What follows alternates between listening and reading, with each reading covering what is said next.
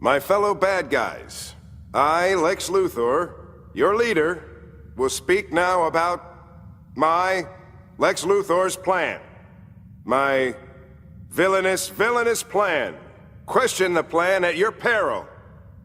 So there's been a graphic that's been going around social media. I'm sure that Perch has shared it on his channel as well. That's I don't know. I think Perch might have intentionally created it to create some feelings within comic book fans, basically explaining what the new hierarchy of the comic book industry is in today's landscape. And here with me to talk about that and maybe explain what it means, and maybe we have some information to back that up, is my good friend El Percherito himself, the Poobov Comments. How you doing, Perch? I'm doing great, and you're right. I'm definitely trolling with that image. Yes, sort of trolling. Sort of trolling. Yeah, it's a soft troll. You know what you're going to get from it, but there's a little bit of truth to it. Yeah, I mean, there's quite a bit of truth to it. I think the trick is the terms that I'm using, and that's the trolling part, and that's basically calling Marvel and DC large independents, and that word is not appropriate for Marvel and DC. With companies that are owned by mega corporations aren't independents, but the hierarchy is absolutely true. Yeah, so basically at the top you have like Scholastic, YA graphic novel, manga, then you have DC, Marvel, then you have Image, Boom, the smaller indies, and then you have your like small publishers at the bottom. Now it does pain me, and I'm sure it pains a lot of other comic fans, including yourself, I imagine. Oh, sure. I don't think you do that with a lot of pride. No. I mean, none of this is like this is an awesome picture of the industry, but it is that, we hear this debate around we need to save the comic industry. The comic industry is dying. And then on the other side, you hear the numbers are up. The comic industry is fine. And the truth is both. The comic industry numbers are up. It's doing great. There is real strength in the mainstream comic and graphic novel industry. The trick is the people who are in that industry are not Marvel or DC or the people we're used to. It's Scholastic and it's manga and it's it's Viz. It's not Marvel and DC. And that's the part people need to wrap their head around of, yeah, we have a great, healthy mainstream comic industry. It's just very different players now. Yeah, and there's a lot of numbers to back it up. We just got numbers, within the last week on the book scans for, I believe it was January of 2021. They have the top 20 graphic novels. Guess how many DC Marvel graphic novels in there? 0. Yeah. 18 of them were manga. Exactly. That's consistently the numbers are showing. It's not, troll, and people on from what was formerly, I guess, the mainstream comic industry get really pissed when you say this. They want to be told that it's strong, but when you point out that list, like you reference, it's like your publishers are nowhere on this list. Manga's killing you, and Scholastic, which does show up on BookScan, but also has their own avenues, is posting record numbers. Good for them, man. You congratulations. It's not Marvel and DC. So Scholastic started their inroads in this market, over a decade ago. Yeah. They decided they were going to create their own niche, create their own market, and they're seeing the fruits of their labor. And obviously DC and Marvel playing catch up. But I mean, if you look at the numbers, we do have the sales numbers for January 2021.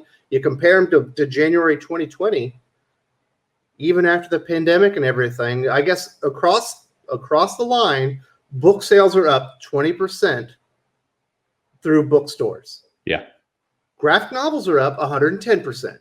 Yeah, doing great.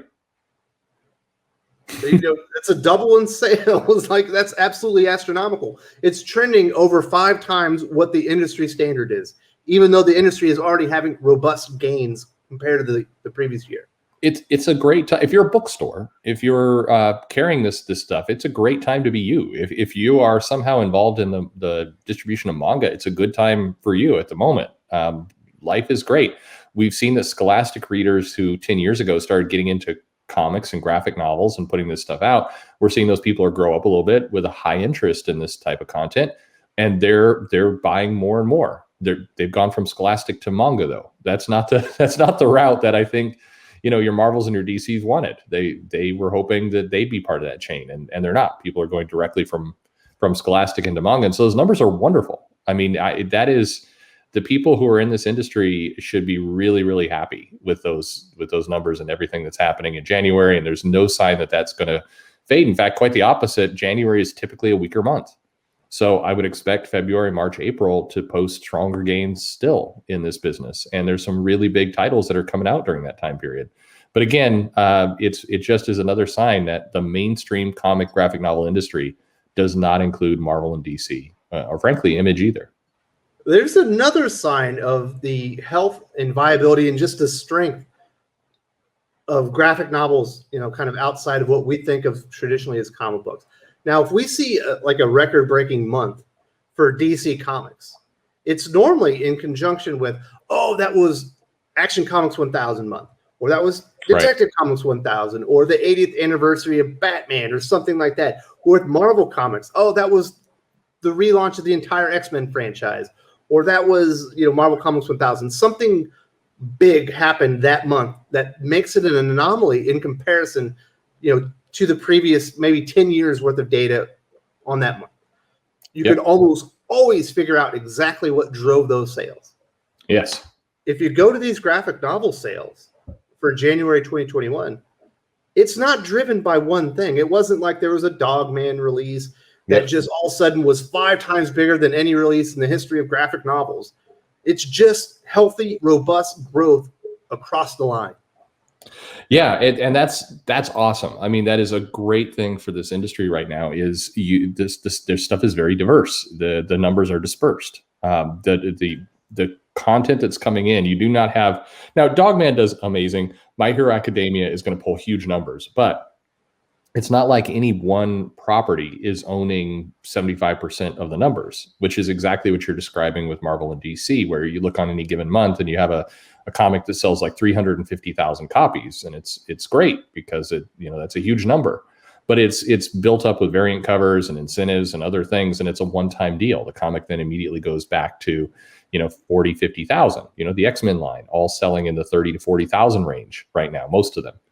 That's what you have, and so by contrast, and what I would think also quantifies it as mainstream, or the power players in this industry, they are graphic novel sales outside of Marvel and DC that are all taking a piece of that pie and making, this is a very good sign for them, for manga, for plastic, for Viz. This is awesome, and it's great. I'm thrilled that that's happening, because there is proof that people who come into these graphic novels and comics at an early age, they do stick with it. We see that the evidence is clearly in front of us. So that's as a retailer, that's good news. As somebody who loves comics and graphic novels, that's good news.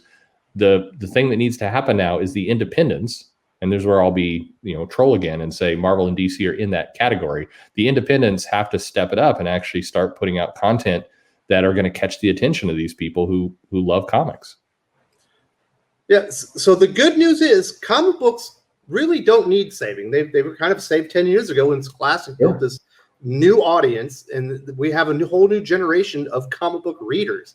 The bad news is it's not the traditional avenues or companies that are providing this content. But the other good news is, when you have like a hobby kind of die out, one of the things that happens as it atrophies over time is you have less new talent coming in, because less young people, experience it as a kid, so they're less interested in coming into it.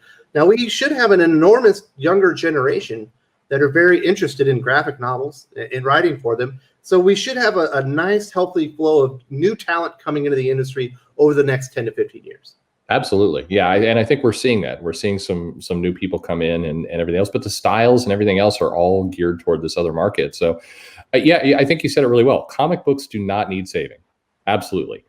There's some publishers that need saving. That's, you got to be specific. It's these publishers need saving. And to clear up one other part of the graph, I mean, there's really kind of 3 categories here, and then a fourth that's there because it fits. You have the mainstream industry, you have these large groups, Marvel, DC, you have the smaller publishers, and they have this self-promoted publishing. And this is crowdfunding, and this is direct sale. Those aren't like the other 3. It's a different business model. It's very, very different. So people were also seeing record numbers as far as growth. Yeah, absolutely. So it is a different it is a different category. It's not like this is stack ranked, like that's the worst of the bunch, which I think a bunch of people got pissy about because it was at the bottom. I think it's the smallest amount of revenues. Yeah, it is, and it's still a small amount of content compared to everything else. I mean, remember the Marvel through all the independents are still producing upwards of 120, 150 comics a week, all of these groups combined. So by that contrast, the crowdfunding is still just tiny compared to all. And I do want to say this about crowdfunding. If you look at the trends in crowdfunding, a few years ago, I would go and support a new crowdfunding comic book essentially every month. I got burnt out on it with all the drama that came along with it afterwards. But I remember going through the crowdfunding comics on Indiegogo and Kickstarter at the time, and most of them were individual issues that were basically being released kind of like on a quarterly schedule. If you go and look at them now, they're almost all graphic novels. Yeah, they are. Yeah, the industry has changed a bit, and crowdfunding is going to narrow out. It fluctuates too rapidly. A bunch of that's a whole other topic, but there still has to be some calibration there for crowdfunding. But the key message here is that yes, there's absolutely a very, very healthy mainstream comic and graphic novel industry. You have to let go of the idea that Marvel and DC are the mainstream. They're not. They're not. If the definition of mainstream is who's leading this industry, it's definitely not them. So yeah, comic books are very healthy. They definitely don't need saving. Publishers absolutely do. Absolutely. DC and Marvel need to be saved from themselves. Hopefully that happens in the near future as they try and adapt to the new comic book market. They haven't seen the success really yet, but I imagine eventually they have to catch up. Yes, absolutely. If you enjoyed this video, please give it a like. I would appreciate it very much. It helps us attract more views for the channel. Subscribe for future commentary, comic book news, and reviews. And don't forget to ring the bell for notifications. If you want to talk comics, movies, and much, much more, you can follow me on Twitter at Wes_from_TC. With that, Salamat Po, and I'm out.